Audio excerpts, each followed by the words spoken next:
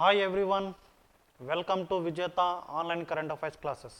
మనం ఈరోజు వైఎస్ఆర్ బీమా పథకం గురించి తెలుసుకుందాం. వైఎస్ఆర్ బీమా పథకం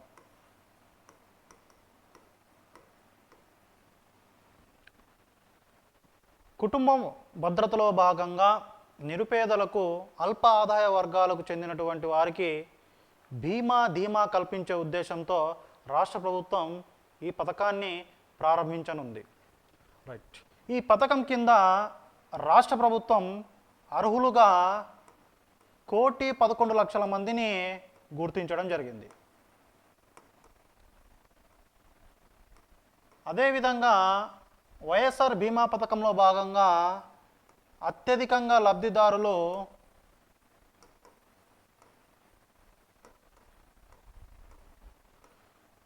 తూర్పుగోదావరి జిల్లాలో కలరు.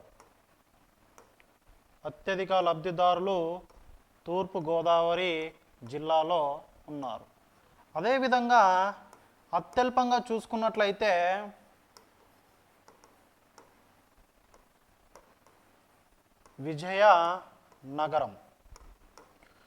విజయనగరం జిల్లాలో అత్యల్పంగా లబ్ధిదారులు ఉన్నారు. తర్వాత అంశం ఇందులోనే చూసుకున్నట్లయితే ఈ పథకం ఎవరికెవరికి వర్తిస్తుందంటే 18 నుండి 50 సంవత్సరాల లోపు వయసు కలిగిన వారు ఎవరైతే ఈ పథకం కింద దరఖాస్తు చేసుకొని ఉంటారో వారు ప్రమాదవశాత్తు మరణించిన లేదా శాశ్వత అంగవైకల్యం సంభవించిన వారికి రాష్ట్ర ప్రభుత్వం నష్టపరిహారం అంటే బీమా కింద 5 లక్షలను ఆర్థిక సాయంగా అందజేస్తుంది. అదేవిధంగా సహజ మరణం, ఒకవేళ సహజ మరణం సంభవిస్తే ఈ బీమా పథకం కింద రాష్ట్ర ప్రభుత్వం ఆర్థిక సాయంగా 2 లక్షలను చెల్లిస్తుంది. అదేవిధంగా 51 నుండి 70 సంవత్సరాల లోపు ఉన్నటువంటి వారు ఒకవేళ ప్రమాదవశాత్తు మరణించిన లేదా శాశ్వత అంగవైకల్యం సంభవించిన వారికి రాష్ట్ర ప్రభుత్వము 3 లక్షల రూపాయలను ఆర్థిక సాయంగా అందిస్తుంది. రైట్. రాష్ట్ర ప్రభుత్వం ఇప్పటి వరకు వైఎస్ఆర్ బీమా పథకం కింద ఎంతమంది లబ్ధిదారులను గుర్తించిందంటే 1,11,00,000 మంది. అత్యధికంగా లబ్ధిదారులు కింది ఏ జిల్లాలో ఉన్నారంటే తూర్పుగోదావరి జిల్లా. అత్యల్పంగా లబ్ధిదారులు ఏ జిల్లాలో ఉన్నారంటే విజయనగరం జిల్లా. 18 నుండి 50 సంవత్సరాల లోపు వయసు కలిగిన వారు మరణించినట్లయితే అంటే ప్రమాదవశాత్తు మరణించిన లేదా శాశ్వత అంగవైకల్యం సంభవించిన వారికి రాష్ట్ర ప్రభుత్వం బీమా కింద 5 లక్షల రూపాయలను చెల్లిస్తుంది. అదేవిధంగా వారు సహజ మరణం సంభవిస్తే 2 లక్షల రూపాయలను చెల్లిస్తుంది.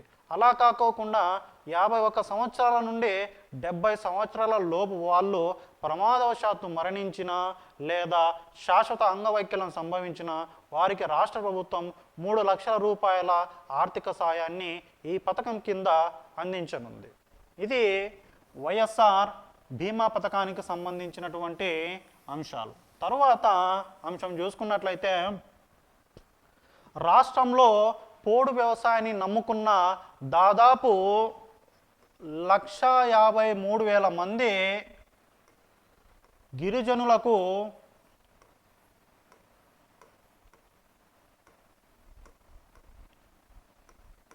గిరిజనులకు దాదాపు 3 లక్షల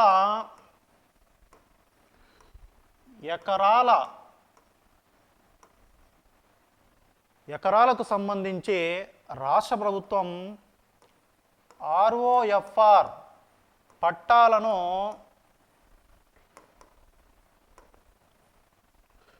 రాష్ట్ర ప్రభుత్వం అక్టోబర్ 2వ తేదీన పంపిణీ చేయడం జరిగింది. ఆర్ఓఎఫ్ఆర్ అంటే రికగ్నిషన్ ఆఫ్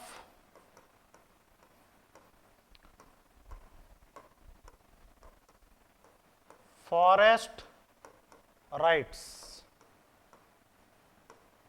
మరి ఆర్ఓఎఫ్ఆర్ యొక్క నిర్వచనం ఏమేమంటే, సాధారణంగా అడవుల్లో ఏ విధంగా వ్యవసాయం కానీ అక్కడ ఉన్నటువంటి ఏదైతే సంపద ఉంటుందో వాటికి సంబంధించినటువంటి అవి ఏవైతే ఉన్నాయో వాటిని వినియోగించకూడదు.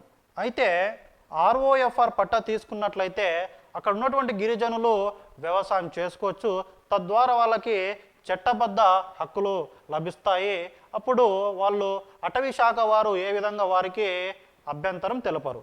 సో ఇది ఆర్ఓఎఫ్ఆర్ పట్టాలకు సంబంధించినటువంటి అంశం. రాష్ట్రంలో 1,53,000 మంది గిరిజనులకు దాదాపు 3 లక్షల ఎకరాల ఆర్ఓఎఫ్ఆర్ పట్టా భూములను రాష్ట్ర ప్రభుత్వం అక్టోబర్ 2వ తేదీన పంపిణీ చేయడం జరిగింది. రైట్. అదేవిధంగా వీరి గురించి ఒకసారి చూసుకున్నట్లయితే రాష్ట్ర ప్రభుత్వం 2020-21 ఆర్థిక సంవత్సరానికి ఎస్టీ ఉప ప్రణాళిక కింద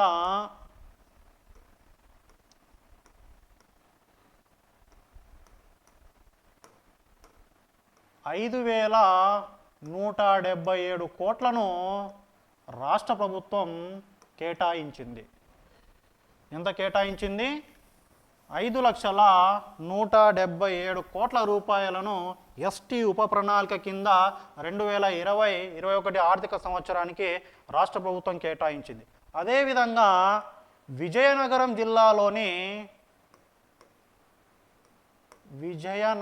జిల్లాలోని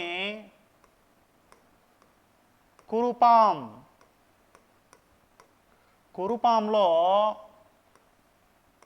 గిరిజన ఇంజనీరింగ్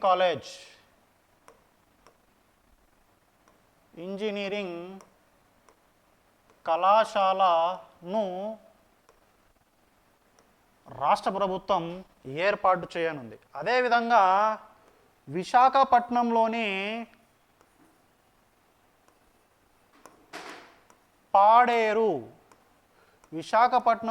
పాడేరులో వైద్య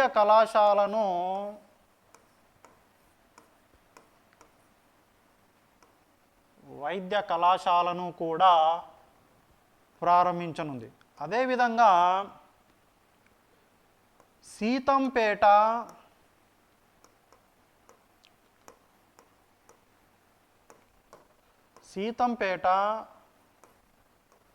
పార్వతీపురం,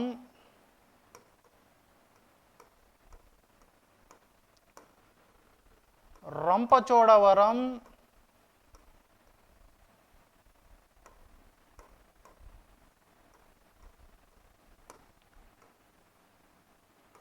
బుట్టాయిగూడెం,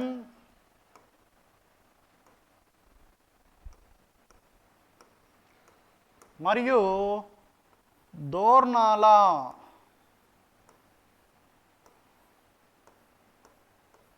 ఐటీడీఎల్లో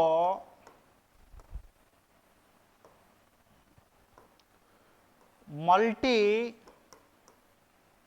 స్పెషాలిటీ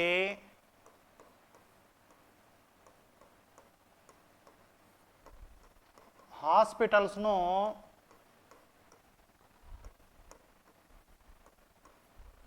రాష్ట్ర ప్రభుత్వం ప్రారంభించనుంది. రైట్.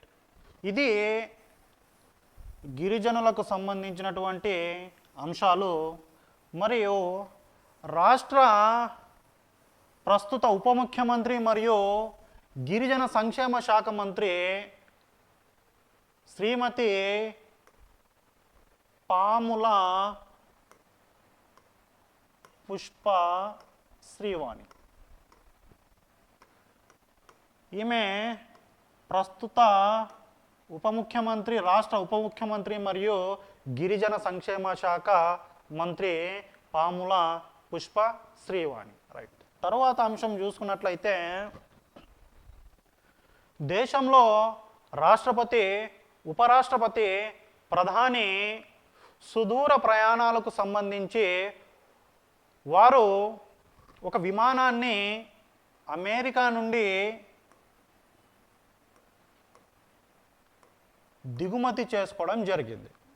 సుదూర ప్రయాణాలకు సంబంధించి వారు ప్రయాణించడానికి అమెరికా నుండి ఒక విమానాన్ని దిగుమతి చేసుకున్నారు. దాని పేరే ఎయిర్ ఇండియా 1. ఈ ఎయిర్ ఇండియా 1 కేవలం వివిఐపి.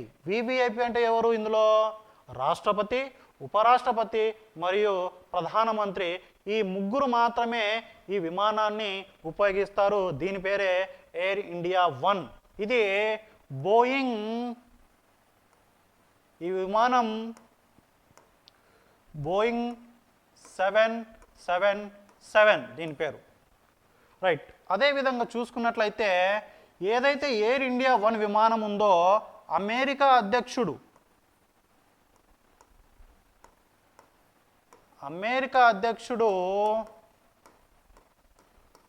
వినియోగించేటటువంటి విమానం పేరు air force 1. Air force 1 America అధ్యక్షుడు వినియోగించేటటువంటి ఏదైతే విమానం ఎయిర్ ఫోర్స్ 1 ఉందో దానికి సమానంగా ఈ ఎయిర్ ఇండియా 1 అంటే అందులో ఉన్నటువంటి వసతులు ఏవైతే ఉన్నాయో ఆ వసతులు సమానంగా ఎయిర్ ఇండియా 1 అనేది ఉంది. సాధారణంగా అయితే చూసుకున్నట్లయితే ఈ విమానాలు అమెరికా నుండి 2 రావాల్సి ఉన్నాయి, కేవలము 1 మాత్రమే ప్రస్తుతం రావడం జరిగింది. ఈ 2 విమానాల కోసం కేంద్ర ప్రభుత్వం దాదాపు 8,400 కోట్ల రూపాయలను ఖర్చు చేసింది. 8,400 కోట్ల రూపాయలను కేవలం ఈ 2 విమానాల కోసం కేంద్ర ప్రభుత్వం ఖర్చు చేయడం జరిగింది. ఏ దేశం నుండి దిగుమతి చేసుకున్నారంటే అమెరికా. ఎయిర్ ఇండియా 1 యొక్క పేరు బోయింగ్ 77 అనే శ్రేణికి సంబంధించినటువంటి విమానం. రైట్. ఒకసారి ఎయిర్ ఇండియా 1కి సంబంధించినటువంటి విశేషాల గురించి చూసుకున్నట్లయితే ఒకసారి ఈ విమానంలో ఇంధనం నింపితే ఏకబిగినగా ఇది 17 గంటల పాటు ఆకాశంలో ఎగరగలదు. 17 గంటలు ఒకసారి ఇంధనం నింపితే 17 గంటలు ఆకాశంలో ఎగరగలదు. అదేవిధంగా ఇది గంటకు 900 కిలోమీటర్ల స్పీడ్తో వెళుతుంది. గంటకు 900 కిలోమీటర్ల స్పీడ్తో ఈ విమానం అనేది వెళుతుంది. తరువాత ఈ విమానం యొక్క ప్రత్యేకత చూసుకున్నట్లయితే అధునాతన క్షిపణి రక్షణ వ్యవస్థలు ఇందులో ఉన్నాయి. ఆ రక్షణ వ్యవస్థలు ఏమంటే ఆ రక్షణ వ్యవస్థల పేరు చూసుకోండి. Large aircraft infrared large aircraft infrared counter measures.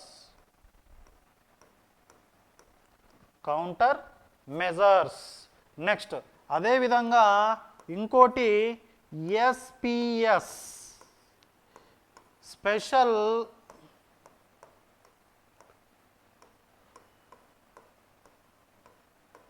Protective suits. Special protective suits LAICM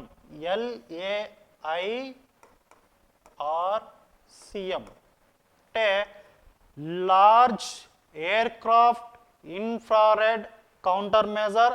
అదేవిధంగా ఇంకో రక్షణ వ్యవస్థ SPS special protective suits. Right. Next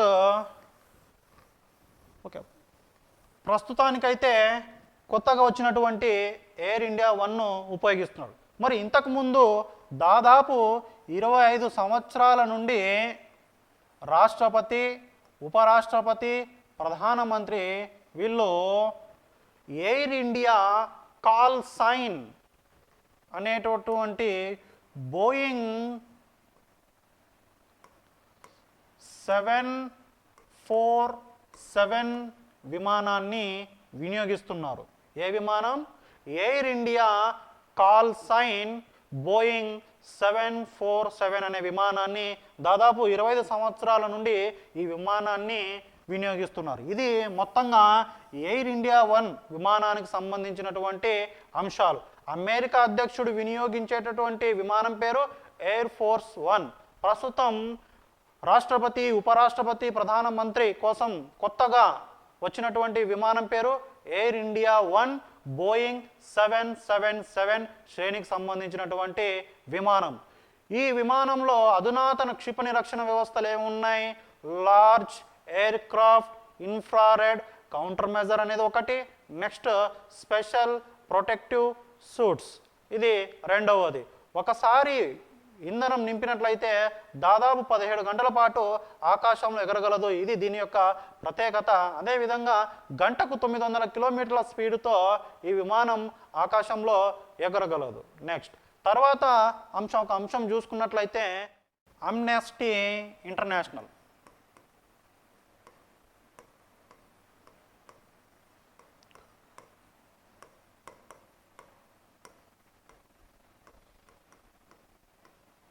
ప్రపంచవ్యాప్తంగా మానవుల హక్కుల కోసం పోరాడేటటువంటి అంతర్జాతీయ స్వచ్ఛంద సంస్థ. ఇదొక ఎన్జిఓ, ఆమ్నెస్టీ ఇంటర్నేషనల్. అయితే భారతదేశంలో ఈ సంస్థ విదేశీ నిధులను చట్టవిరుద్ధంగా పొందుతుందనే ఆరోపణలతో కేంద్ర ప్రభుత్వం ఈ సంస్థకు సంబంధించినటువంటి అకౌంట్లను ఫ్రీజ్ చేయడం జరిగింది. ఓకేనా? రైట్. అయితే ఆమ్నెస్టీ గురించి కొన్ని విషయాలు తెలుసుకుందాం.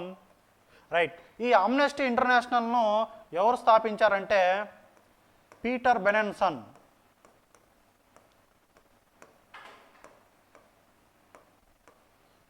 పీటర్ బెనెన్సన్ ఈ సంస్థను ఎప్పుడు స్థాపించడం జరిగిందంటే ఆమ్నెస్టీ ఇంటర్నేషనల్ను 1961వ సంవత్సరంలో స్థాపించడం జరిగింది. ఈ సంస్థ యొక్క ప్రధాన కార్యాలయం ఎక్కడ ఉందంటే head quarter London.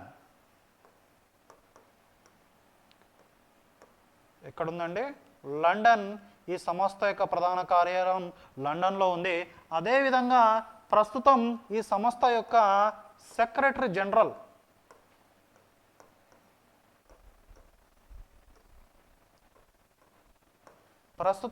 Amnesty International యొక్క సెక్రటరీ జనరల్ కుమి నైదు